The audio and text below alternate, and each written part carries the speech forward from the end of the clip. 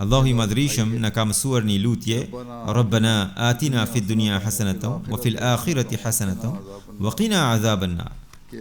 O Zoti ynë, na jep të mirën në këtë botë, të mirën në ahiret, dhe na shpëto nga ndëshkimi I zjarrit. Hazret Mesihu premtuar Islam duke shpjeguar këtë lutje thot: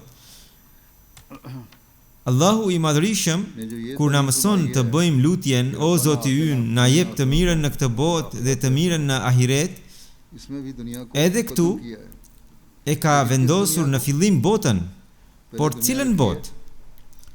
E ka vendosur të parën botën, por pse dhe cilën botë pra? Hasanatun fid dunya, atë botë që bëhet shkak për të mirat e botës tjetër. Një botë e tillë që duke e fituar të përfitosh edhe në botën tjetër. Pra, të kërkosh ato gjëra të kësaj bote që bëhen shkak për të mirat e botës tjetër, e jo ato që bëhen shkak për turprim në botën tjetër. Sepse nëse njeriu zhytet plotësisht në botë, do të përballet me turprim.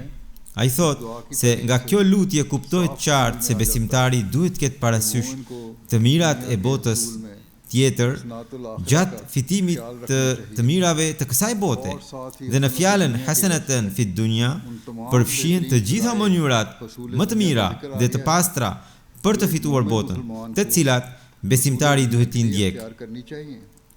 Botën fito me atë mënyrë që sjell mirësi dhe ndershmëri, jo me mënyra që shkaktojnë dëm për të tjerët, as me mënyra që bëjnë shkak për turp dhe poshtërim në mesin e njerëzve.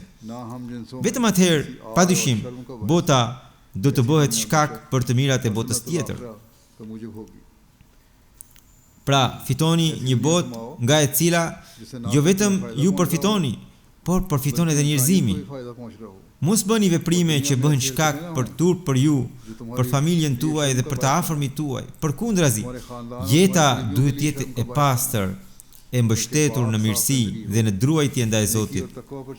Kur jeta është e tillë dhe njeriu përpiqet të fitojë botën me këtë qëllim, atëherë ajo e shpërblen si në këtë botë ashtu edhe në botën tjetër.